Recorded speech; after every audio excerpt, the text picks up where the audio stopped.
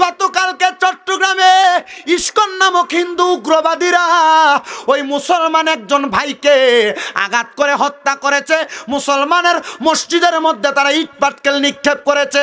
তাদের প্রভু নামক ইস্কনের গুরু ঠাকুর মেয়ে নিয়ে অপকর্ম করছে। অপকর্ম করার কারণে তাকে জেল হাজতের মধ্যে দেওয়া হয়েছে। কিন্তু ওই ইস্কনের উগ্রবাদীরা মুসলমানের মসজিদের মধ্যে হামলা করেছে, মুসলমানের উপরে হামলা করেছে।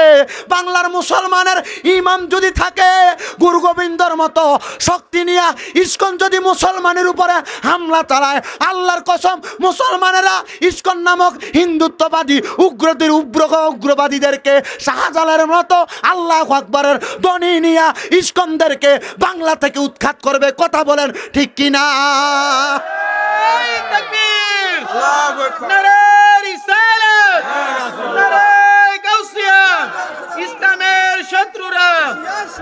হিন্দুদের মাঝে দুইটা দল। কয়টা দল? দুইটার মধ্যে যারা সনাতনী তারা নরমাল ভাবে চলে, কারোর সাথে ঝামেলায় যায় না। কিন্তু এই ইস্কন নামক সংগঠনটা বড় উগ্রবাদী সংগঠন। আগে জঙ্গি টোয়াইতো মাদ্রাসায়, এখন জঙ্গি দেখা যায় ইস্কনের এখানে। কথা কন না কেন? বাংলাদেশের অন্তর্বর্তীকালীন সরকার ডক্টর মোহাম্মদ ইউনূস সাহেব, আপনার কাছে আমরা জানান করতে চাই, আমাদের একজন ভাই অ্যাডভোকেট ছিল, ইসলাম ধর্মের পক্ষে সে কথা বলেছে, ওই ব্যক্তিকে হত্যা করেছে ওই ইস্কনের যে উগ্রবাদীরা বাংলাদেশের মসজিদের মধ্যে আঘাত করেছে। মসজিদে আঘাত করে কোটি কোটি মুসলমানদের অন্তরের মধ্যে, কলিজার মধ্যে আঘাত করেছে।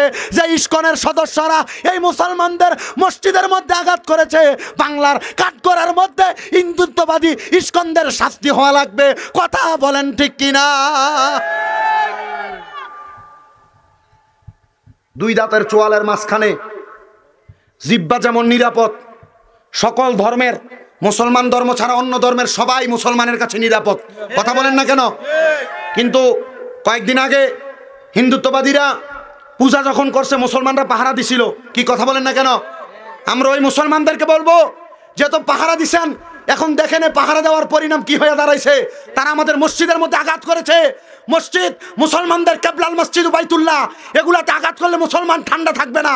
আপনারা তো হোমনার এই গ্রাম্য অঞ্চলে থাকেন, হয়তোবা সোশ্যাল মিডিয়ার মাধ্যমে যুবকরা দেখে, আপনারা অনেকে দেখেন।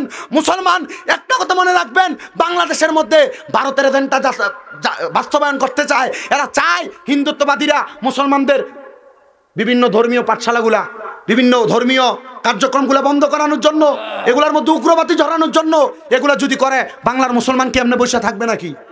কথা বলেন না ঠিক কিনা? বাংলার মুসলমান এমনি থাকবে না। আরেকটা কথা জানান করে দিতে চাই, বাংলার মানুষ স্বাধীনতাও চাইছে।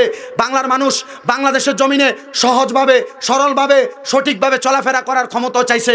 কিন্তু বাংলার মানুষ চায় নাই কারোর উপর আঘাত হবে, অত্যাচার হবে।